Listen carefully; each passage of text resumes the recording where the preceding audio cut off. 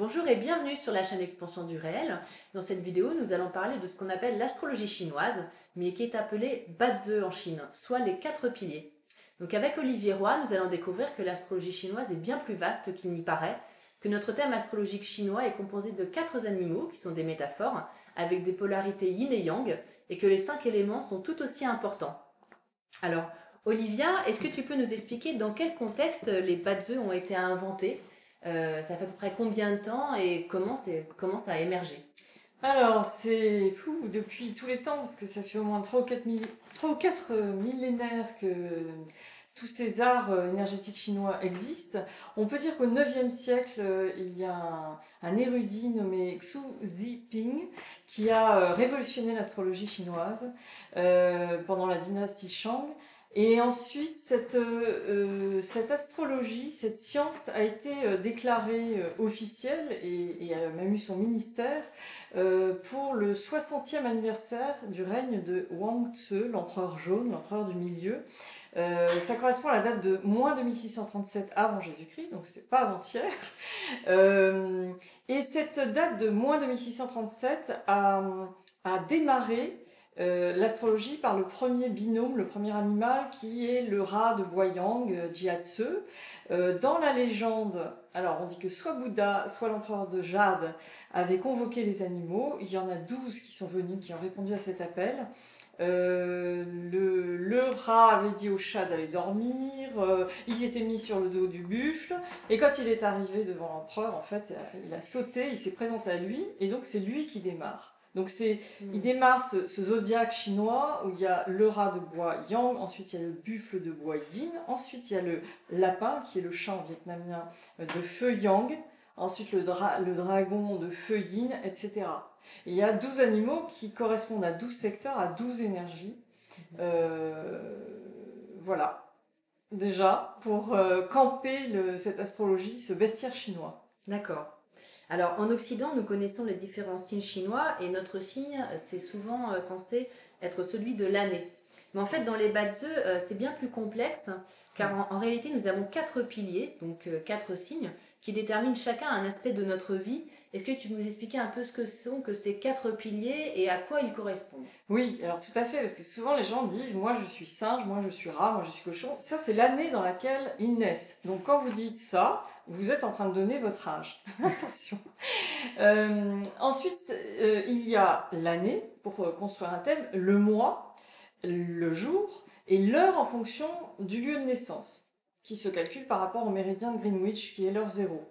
Donc si vous avez, par exemple, vous êtes né en 2016, eh bien, vous serez singe. Si vous êtes né pendant, on va dire, le mois de mars, vous serez lapin. Si vous êtes né, vous pouvez être né le jour du chien, et puis l'heure du serpent. Les heures en chinois comptent double. Donc de 23 heures à 1 heure du matin, c'est le rat. De 1 heure à 3 heures du matin, c'est le buffle. Alors on enlève 1 heure pour l'heure d'hiver, de décalage, et 2 heures pour l'heure d'été. Parce Voilà. qu'on prend l'heure solaire, hein, on prend pas l'heure. Voilà. Donc ces 4 piliers, ils traitent de 4 sphères différentes. Le pilier de l'année, c'est plutôt la sphère sociale, c'est l'extérieur, le microcosme, la sphère socio-professionnelle. C'est aussi par extension les gens plus âgés, les ancêtres. C'est là d'où l'on vient. C'est le premier pilier du thème. Le deuxième pilier, c'est le pilier du moi. Ça correspond à la sphère familiale. Le noyau dur, c'est aussi vos collègues, vos amis, vos cousins, vos proches. Et c'est par extension toutes les valeurs profondes et morales qui vous ont construites. Que vous soyez né à Washington, à la Maison Blanche ou dans un bidonville, de l'autre côté du globe, vous n'allez pas avoir les mêmes valeurs, vous n'allez pas avoir les mêmes fondements. C'est vraiment les fondations de la personne. Donc c'est très important, c'est la saison dans laquelle on est né. Ça, c'est capital.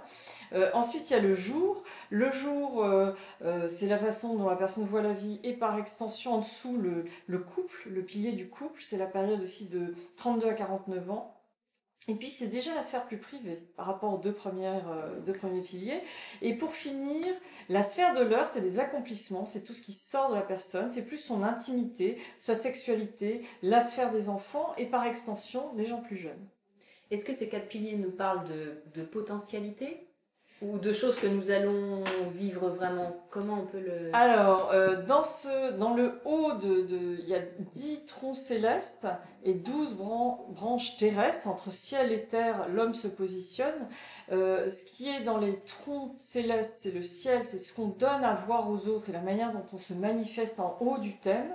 Et dans chaque animal, il y a des racines qui sont le potentiel que la personne a, mais qui ne se voient pas.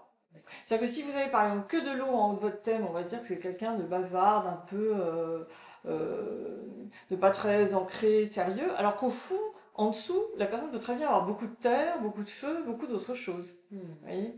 Alors justement, tu as abordé l'eau, donc il y a 5 éléments. Oui. Est-ce que tu peux nous les décrire et nous dire à quoi ça correspond? Oui, très bonne transition, merci. Alors, on démarre par le bois. Enfin l'eau nourrit le bois. L'eau, c'est ce qui est contenu dans le rat. L'eau, c'est la métaphore de la communication, de l'échange, de la fluidité, du mouvement.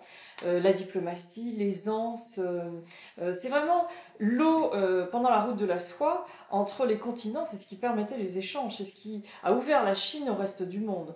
Donc c'est vraiment quelque chose qui circule l'eau, qu'on ne peut pas empêcher de s'arrêter, qui parle de mouvement. Ensuite, elle nourrit le bois puisqu'on arrose les plantes. C'est que des métaphores. Hein. C'est vraiment les 5 éléments, ce sont des matières, des substances, plus que le bois. Par exemple, cette plante, elle est bois, mais on va parler par métaphore. Le bois, c'est plus l'imagination, la créativité, l'innovation, l'élan, la vigueur, la croissance, la fantaisie, l'imagination, c'est tout ce qui est végétal. Et le bois, si vous mettez des bûches dans le feu, et ben ça nourrit le feu. Donc le bois engendre le feu. Le feu, c'est l'expansion, c'est la joie, l'enthousiasme, le pétillement. C'est tout ce qui est les feux de la rampe, les métiers du spectacle, mais aussi de l'informatique, du luxe. C'est tout ce qu'on donne à voir, c'est briller. Et le feu, lui, si on pense au volcan, nourrit la terre. La terre, elle, c'est la consolidation, l'ancrage, mais aussi la transformation. Pourquoi? Parce que la terre est considérée comme le 5e élément, le 5e mouvement, qui permet à chaque élément de transitionner par lui pour se transformer dans le suivant. Donc on peut dire qu'il y a 4 mouvements et le 5e mouvement, la terre. Cette terre, donc elle se transforme en métal. On passe du feu au métal par la terre. Et le métal, lui, c'est le resserrement, c'est la justice, c'est la minutie, c'est la possibilité de trancher, de prendre position, d'être rigoureux. Voilà. Et le métal nourrit l'eau à son tour, puisqu'on pense aux oligo-éléments, par exemple, ou à la condensation. Alors là, ces 5 mouvements, ces 5 éléments, ils se conjuguent dans tout l'univers, aussi bien dans un lieu, chez une personne, dans une heure, pour un projet. Vous avez un projet de vidéo, c'est du feu. Vous avez un projet de botanique, pépiniériste, c'est du bois. Et ça correspond à des organes. En médecine chinoise. Le foie, c'est le bois, c'est les émotions, c'est la colère. L'eau, c'est le rein, c'est la vessie, c'est les organes génitaux, c'est la peur, etc. Le feu, ça peut être aussi la colère, c'est le triple réchauffeur et le cœur. Ça correspond à le cheveu, les ongles, les dents. Chaque organe et chaque partie du corps a une correspondance. Les heures aussi correspondent à un élément. Vraiment, on peut tout décliner par les 5 éléments. C'est très très riche. Et l'astrologie est vraiment basée là-dessus. On va regarder dans un thème quelle est l'harmonie dans le thème. Si la personne a beaucoup d'eau, pas beaucoup de feu, du bois, à ce moment-là, on peut dire que ce bois, cette eau vient gorger le bois d'eau. Le bois, il commence à pourrir parce qu'il n'y a pas assez de feu qui vient l'assécher pour le rendre utile. Donc, on va dire à la personne de faire des activités feu. Quid de la terre et du métal dans le thème de cette personne? Et on va essayer d'équilibrer. Bon, sauf dans des cas extraordinaires où là on dit à la personne, bon, vous avez du feu à plus savoir qu'en faire, allez-y, continuez là-dedans, c'est ce qui est bon pour vous. Mais ça, c'est des thèmes extraordinaires. Donc, en général, on essaye justement de toujours trouver le juste milieu, l'équilibre. Comme dans les arts martiaux, c'est d'accueillir une énergie qui arrive ou au contraire de l'esquiver. C'est un positionnement. Et on est toujours en mouvement par rapport à ce qui arrive, par rapport au temporel. Et alors, est-ce que tu peux nous expliquer quelle est la différence entre le yin et le yang? Oui, alors on part de ces 5 éléments. Par exemple, l'eau yang, c'est l'eau, c'est l'averse, le torrent, l'orage. L'eau yin, ça va être une eau en suspension. C'est plus la nuée, la brume, le brouillard, une buée, la buée sur une vitre. Donc déjà, c'est pas du tout les mêmes qualités. Pour le bois yang, ça va être un grand arbre qui s'élance vers le ciel. Un bois yin, ça va être du lierre qui grimpe et qu'on ne peut pas empêcher de croître, mais qui est beaucoup plus yin, qui est beaucoup plus doux, beaucoup plus mesuré. Le feu yang, c'est une grande flambée dans l'âtre de la cheminée. Le feu yin, c'est une petite bougie qui vacille, etc. La terre yang, ça va être une grande montagne australienne. La terre yin, ça va être la terre meuble et fertile du jardin. Et alors, tu me disais, pour arriver à avoir un portrait un peu général de toutes ces choses compliquées, les animaux, c'est aussi en fait des métaphores avec plusieurs éléments dedans. Oui, ce sont des coffres énergétiques qui renferment des racines. Ça peut être une, deux, voire trois racines. La première racine est la plus forte, la deuxième racine est un peu moins forte et la troisième racine est comme un réservoir qui peut s'ouvrir dans certains cas. Ces racines, elles sont à base des 5 éléments. Donc on va voir par exemple quand on dit qu'un tigre, eh bien, il a du bois, c'est vraiment, il est loyal, courageux, il fonce. Il a du feu aussi en dessous et de la terre. C'est pas que le tigre. Le tigre, c'est une métaphore en fait de ce qui contient à l'intérieur et qui est le potentiel de la personne. Ensuite, il y a un tigre qui peut être un tigre de bois, l'année ou le mois du tigre de bois, le tigre de feu, le tigre, tous les 12 ans, l'élément change, puisqu'on a 12 animaux et 5 éléments. Ça fait 60 binômes. 60 combinaisons possibles. Voilà. Et tous les 60 ans, le même binôme revient, donc on peut s'attendre à la même énergie qui va revenir, qui a déjà... Et c'est ça, les érudits des empereurs de Chine, ils observaient ce même chi qui revenait. Et donc, en Chine, quand on fête son 60e anniversaire, c'est une super fête, parce qu'on retrouve l'énergie de sa naissance avec l'expérience en plus. C'est joli. Donc c'est mieux. Oui, c'est plus facile. Oui, ça dépend. Si l'enfance a été difficile ou non. C'est vrai. Mais déjà, on peut s'attendre à une même énergie qui va revenir. Voilà. Alors justement, dans un thème chinois, donc on a ces 4 piliers. Est-ce que tu peux nous donner quelques clés d'interprétation? Qu'est-ce qu'on va faire en premier quand on voit son thème? Donc je crois qu'il faut qu'on identifie le maître du jour. Exactement. Le maître du jour, c'est la pièce maîtresse du thème. C'est ce qui définit la quintessence de la personne, sa manière de voir la vie, d'être avec le monde extérieur en osmose. Donc une personne déjà qui a un maître du jour yang va être beaucoup plus extravertie qu'une personne qui a un maître du jour yin. Dans les 4 piliers, où est-ce qu'on voit où est le maître du jour? Dans la 3e colonne, la colonne du jour. Puisqu'il y a l'année en premier, le premier pilier. Le deuxième pilier, donc quand on donne que l'année, on n'a que 25% du thème. Le deuxième pilier, c'est le mois. Le troisième, ça va de droite à gauche. Ouais. Troisième pilier, c'est le jour. Et le 4e pilier, c'est l'heure. Et c'est la partie supérieure. Hein. Oui, voilà. Ça. Donc, sur le petit tableau, là, c'est marqué MDJ, c'est le maître du jour. D'accord. Et vraiment, ça, c'est la façon dont la personne va voir la vie. Souvent, d'ailleurs, des gens de même maître du jour s'entendent bien ensemble parce que ça leur correspond. Et tout va s'articuler dans le thème autour de ce maître du jour. Est-ce qu'il est né dans sa saison? Est-ce que, par exemple, un maître du jour haut, est-ce qu'il va être né l'hiver? Au contraire, est-ce qu'il va être né l'été? S'il n'est pas né dans sa saison, ou s'il est né dans sa saison, on va aller regarder ensuite où est-ce qu'il y a de l'eau dans le thème qui va venir l'assister, des énergies comme lui qui vont venir lui servir d'appui, de tabouret, de soutien. Ensuite, le bois, ça va être sa production, ce qui va sortir de lui. Ensuite, le feu, ça va être sa richesse, c'est-à-dire aussi bien richesse matérielle que dans les épanouissements, le nombre de projets, mais ça va être une richesse qui va devoir mettre en valeur, qui va devoir être visible. Et puis, pouvoir, la terre pour lui, la terre contrôle l'eau. Donc, si vous mettez du sable dans un seau d'eau, ben, au bout d'un moment, l'eau va s'évaporer, la terre, oui, contrôle l'eau. Donc, pour lui, ça va être du pouvoir, ça va être du pouvoir de comment, s'il a du pouvoir, on va aller regarder dans quel pilier il y a de la terre.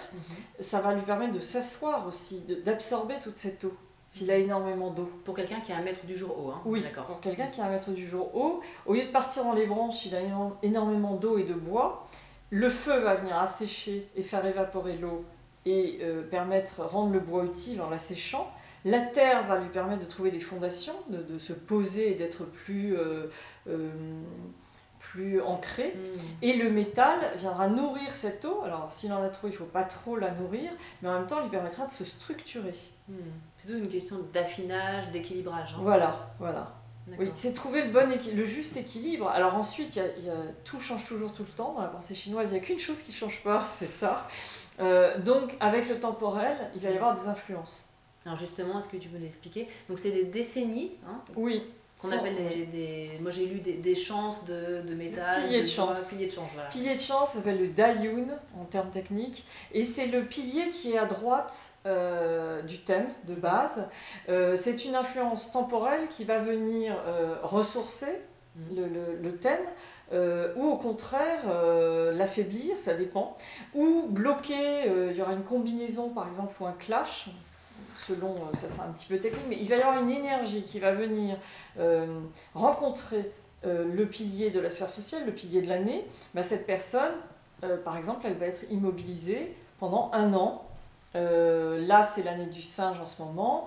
Les gens qui sont serpents dans le pilier de l'année, ça ne veut pas dire qu'ils vont rien faire de l'année, mais ça veut dire que peut-être ça serait bien qu'ils marquent une pause. Ils vont avoir plus de mal à s'exprimer dans la sphère sociale ou dans des projets à l'extérieur, socio-professionnels et autres. Donc le ciel ralentit un peu pour que justement on prenne le temps. Nous, dans notre société occidentale, on ne prend plus le temps de rien, on ne se pose pas, on fonce, il faut tout le temps être efficace, effectif, etc. Et bien dans cette pensée chinoise, il y a des moments, c'est comme une respiration, inspire, expire, yin et yang. Il faut savoir se poser, se reposer et se dire, faire des bilans, où est-ce que j'en suis de ma vie, qu'est-ce que j'aimerais faire.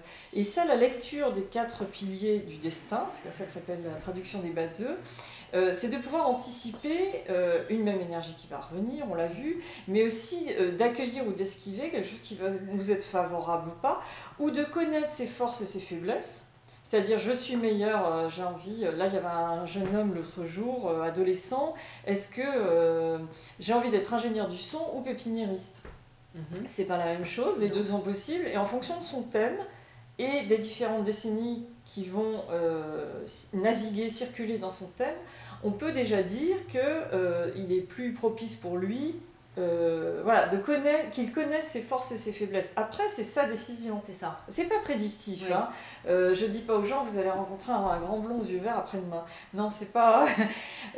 C'est plus qu'est-ce qui vous manque par rapport à une problématique donnée. Moi, je demande toujours à la personne, qu'est-ce que vous voulez étudier dans votre thème ? C'est quoi les portes d'accès en ce moment qui vous posent problème ? Parce que pour moi, c'est des clés qui me permettent de naviguer dans le thème, d'aborder l'étude globale en me disant ça c'est le fil directeur.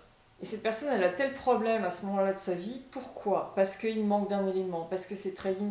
En plus ça bouge, parce que la période de 0 à 17 ans c'est le pilier de l'année, la période de 17 à 32 ans c'est le pilier du mois, la période de 32 à 49 ans, c'est le pilier du jour, et à partir de 49 ans, c'est le pilier de l'heure. Où est-ce qu'elle en est dans son thème ? Comment elle se manifeste aux autres en haut du thème, et quel potentiel elle a réellement en dessous ? Et tout ça, ça s'articule, plus ce fameux pilier temporel à droite du thème, qui permet d'avoir des influences, que ça ne soit pas figé. C'est tout le temps, on accueille une énergie qui va être bonne pour soi, ou on esquive, comme dans les arts martiaux. C'est vraiment s'adapter. Oui. Être souple, en connaissance de cause. Et ensuite, il y a le pilier de l'année, il y a le pilier du mois, il y a le pilier du jour, il y a le pilier des heures. Enfin, bon, après, c'est assez complexe. Ouais. On peut pas être au millimètre près. Non, il y a des gens pour la signature d'un contrat, ah oui. pour des dates de mariage, pour des choses comme ça. Ils demandent pour une intervention chirurgicale. Ils vont demander le jour propice et ils vont se débrouiller pour que ça arrive ce jour-là. Et justement, cette année, donc c'est l'année du singe de feu Yang. Oui, tout à fait. Est-ce que tu peux nous en donner quelques clés de cette année? Oui, alors Bing Chen, le singe, il est malin, il est hyper réactif, il est mobile, il est bricoleur, il est chahuteur, il est joueur, il a vraiment, ce sont des gens très intelligents, les singes. Alors, de dire que le singe est intelligent, habile, c'est aussi en fonction de ce qu'il contient à l'intérieur de lui. Donc, il a une première racine qui est métal, donc il est assez quand même structuré, le singe. Ce côté bricoleur, c'est très métal. Ensuite, en dessous, il a de l'eau, qui est de l'eau naissante, de l'eau jaillissante. Donc c'est la parole qui revient, parce que depuis 2013, il y en avait un petit peu en tronc, mais depuis 2-3 ans, il n'y avait plus d'eau dans le temporel. C'est difficile de communiquer.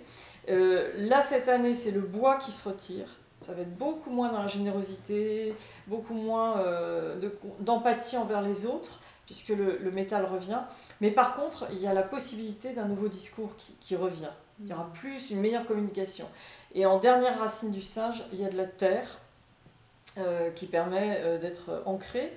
Le singe, il est accompagné cette année en tronc avec du feu. C'est comme s'il y avait une torche avec lui. Une torche, c'est pas des grandes flammes, c'est une torche rougeoyante, parce elle a un stade un petit peu éteint. N'empêche que ça apporte de la chaleur, mais c'est un feu qui n'est pas contenu dans le singe, donc c'est pas ancré en dessous. Donc ça peut être un feu de pacotille. Alors, l'élément qui accompagne l'année en général, il est plus effectif dans la première partie de l'année, c'est-à-dire de février jusqu'en août. Et dans la deuxième partie, c'est plus que les racines qui sont contenues dans l'animal qui vont prendre le pas sur l'élément.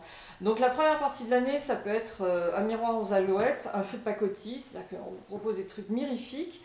Donc lisez bien entre les lignes du contrat avant de signer, parce que ça peut être un miroir aux alouettes. Des choses qui ne tiennent pas dans la durée. Oui. Là, il y a des clients qui avaient une maison, ça y est, on a la maison, on va signer. Au dernier moment, ils n'ont pas signé. Ouais. Et puis la deuxième partie de l'année, à partir d'août-septembre, le métal va revenir en force, et là, il va y avoir des positions plus campées, plus tranchées, des choses peut-être plus brutales. Et après, tout ça, ça s'adapte en fonction aussi de son propre thème voilà. Et de ce que chaque élément signifie pour soi. Bien sûr. C'est vrai que les singes de feu, tous ceux qui sont nés en 1956, qui ont 60 ans cette année, bon anniversaire, eux, ils vont avoir le vent en poupe, parce qu'ils vont avoir une énergie comme eux qui vont venir gonfler leur voile, quoi. Donc ça va les porter. C'est une énergie qu'ils connaissent, qui leur est familière. Et pour pousser un petit peu, en 2017, donc on sera en année... Alors, l'année du coq de feu yin. Après le feu yang, il y a le feu yin. Après le singe, il y a le coq. Le coq, le coq est composé d'une seule racine, mais à un stade très fort, de métalline. Que de métal. Voilà, que du métal. Donc ça sera feu et métal. Ça risque d'être plus... le coq est plus belliqueux, il est plus industrieux, il est plus minutieux. Il attend des autres que la même discipline, la même exigence en fait. Donc ça sera une année très différente, il n'y aura pas d'eau. Moins de communication. Oui. Oui, mais ce sera un feu plus doux. Ce sera un feu yin. Et un métal plus doux. Parce que le métal yang, c'est l'épée aiguisée. C'est vraiment yang. Le métal yin, c'est plus une lame de rasoir ou un bijou ciselé. Donc, et après, toujours ça dépend du thème des personnes sur lesquelles ça arrive. Alors, tu donnes des formations en Batzeu. Oui. Comment est-ce qu'on peut s'inscrire? Tu as un site internet? Oui, alors www.lieudeprédilection.com, il y a des stages d'initiation et des formations. Oui, donc on me contacte par mail en général. Et c'est à peu près à quelle fréquence? Les initiations, alors il y a un stage d'initiation en Normandie que je dise pas de bêtises, en septembre. Et il y aura un autre stage sur Paris en novembre, je crois, mi-novembre. Mais les dates sont... il y a des stages d'initiation sur le site, enfin, tout est indiqué. Très bien. Voilà. Merci beaucoup Olivia pour toutes ces informations très intéressantes sur l'astrologie chinoise. Merci. Et puis merci à vous de nous avoir suivis et à bientôt.